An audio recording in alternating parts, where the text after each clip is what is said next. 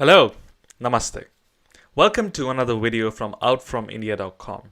In this video, I'm going to talk about my struggles living away from my family in the UK for the first time in my life.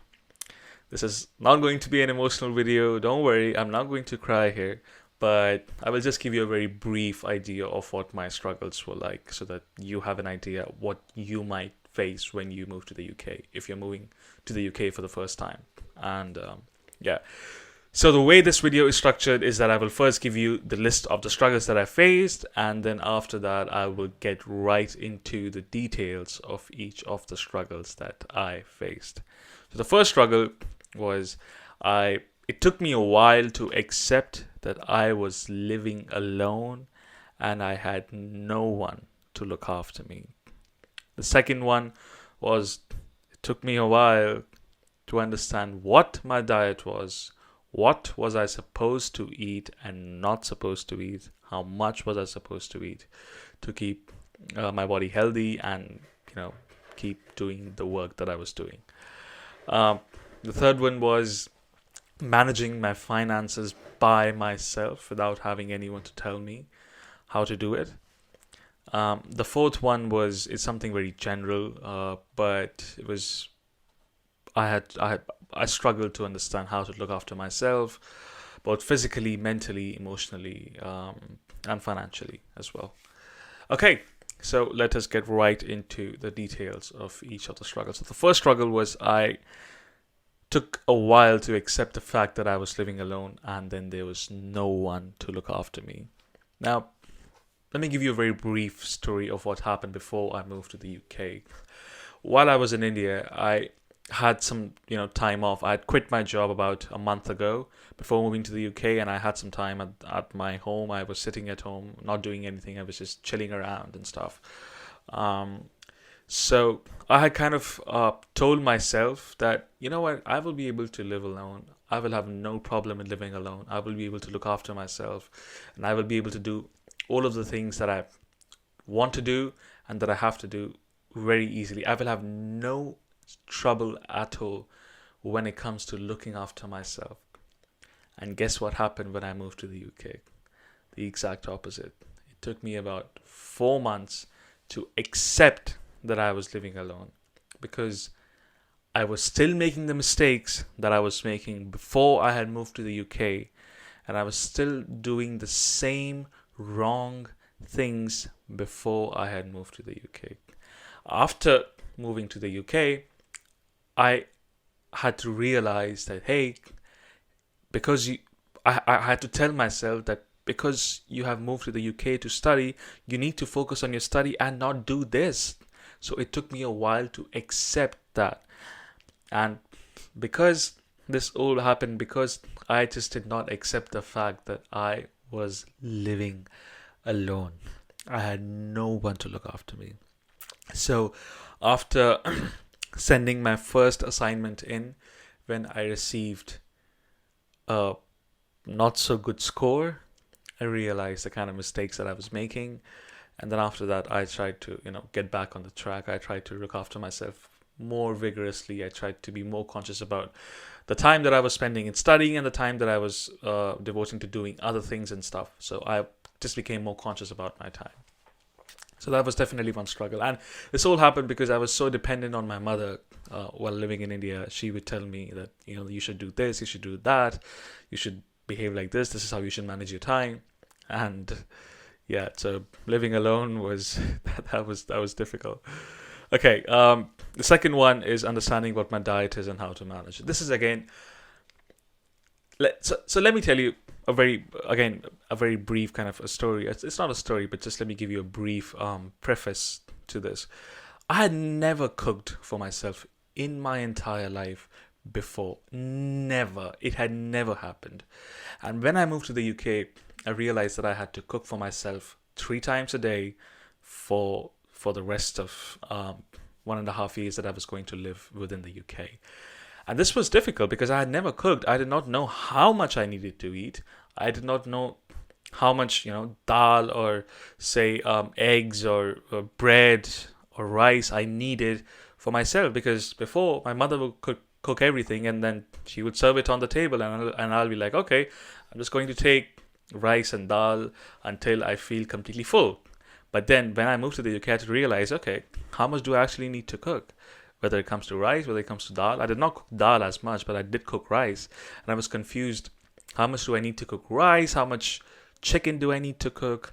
How long do I need to cook? And then I was just making mistakes after mistakes for the first 2 months. I had no idea about what my diet was. And as a result of that, I started eating junk. I started gorging on chips and chocolates and all these shitty stuff. And then and as a result of that, I either had a stomach bug or I was just hungry because I had not eaten well. So because I had a stomach bug or I was hungry, I could not focus very well on my studies as well. So that affected my academics as well. And that is the reason why I scored poorly in my first assignment in the UK. I did poorly throughout the assignments, I'm not going to lie, but anyway, that's something else. So the third struggle was manage my finances by myself. This was again something I was working. So before moving to the UK, I was working for an year at an IIT Limited. I worked there for an entire year. I was earning about 27,000 rupees a month. It wasn't a lot, but again for me it was like I was getting money at the end of every month, and but while working at an IIT, I had no idea how to save money because I was just spending it on whatever that I wanted to spend it on. I had absolutely no freaking clue what were the things that I should have spent my money on and what were the things that I should not have spent my money on. So you can imagine that my mental I did not have the mindset to manage finances. And that was a struggle that I ran into when I moved to the UK because I did not know how to manage my finances. And I did not know how to manage my finances until I moved to the UK in September 2018. I learned how to manage my finances in September 2019. So it took me about an year to understand all of that because rather than focusing on my academics like an idiot, I was just simply focusing on doing overtime, working more hours, earning more money, which I actually did not need. But then, because I had no idea about how to manage my finances, I kept repeating those mistakes again and again and again. So that was a huge struggle for me, and that cost me a lot in terms of time. Because I was working overtime, because I was working more than 20 hours, which is not allowed in the UK, but I was working more than 20 hours, it was just the worst thing that I've ever done within the UK. that was a huge mistake. The fourth one, look after myself. That is again connected to the previous ones. I did not know how to look after myself. I mean, I have already told you about my diet and finances, so I will not focus on that so much now. But I will just focus on the emotional aspect of it. I'm a very emotional and a very sentimental being. I go through a lot of emotions. I experience a lot of emotions, whether it's a really minuscule, very insignificant thing, or whether it is a huge and extremely impactful and significant thing. I go through a lot of emotions. So I'm a very emotional being. And I did not know about this. I did not know about myself, about this, before moving to the UK. So when I moved to the UK, because I was also an introvert, I was suffering from anxiety, I was suffering from inferiority complex, I was suffering from the fear of being rejected. I was essentially a damaged human being before moving to the UK. So there were so many problems that I had. I mean, emotionally, I was just a mess, and I did not know about it, and I had no idea how to deal with it. So when I moved to the UK, I realized that this is going to be extremely difficult, and I would I would lock myself up in my room, and I would feel really depressed, really feel very sad. I would feel that no one likes me, no one wants to be with me, no one wants to become friends with me. But I mean, that's not true actually. I mean, when you go out, when you meet people, people tend to like you. There are some people who don't like you, but then there are some people who like you. But then you always don't have to go after people who only like you. That's not, I mean, your life, your emotions should not be driven by whether people like you or not. But for me at that time, that was the case. I was being very emotional, being very sentimental, and then I was also feeling homesick. I was missing home. Because I did not accept the fact that I'm living alone, it was, a struggle for me to understand that I had to deal with my own emotions and stuff. So that way, it was really difficult to kind of emotionally keep myself together, and I would feel sad, or I would feel bad when anyone would say any trivial thing to me, whether it was in jest or it was in they wanted to say it. I would feel very bad about it, and I would just sometimes I would even cry in my room. Um, and because I was an introvert, I did not have the courage to actually go out and meet new people and make friends and stuff like that.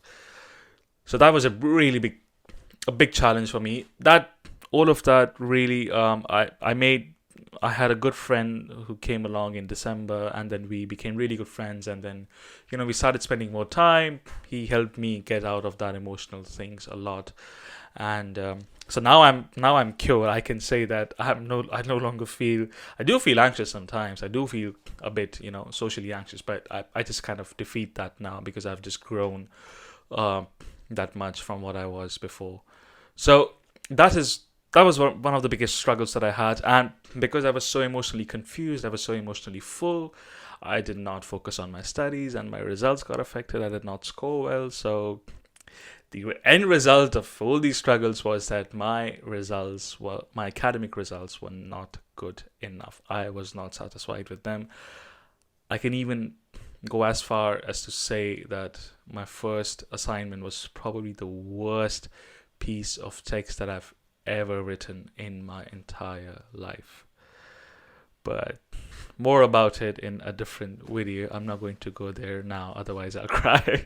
Anyway, that was all for this video. If you're a student who is thinking of moving to the UK from India, and you have lots of questions, then you should definitely check out my website, outfromindia.com. You will find answers to most of your questions there. If you don't find answers to your questions there, then you can reach out to me personally, and I would be more than happy to help you out. If you found the video useful in any sense, leave a thumbs up, consider subscribing to my channel, and thanks for watching. I will see you in another video. Cheers.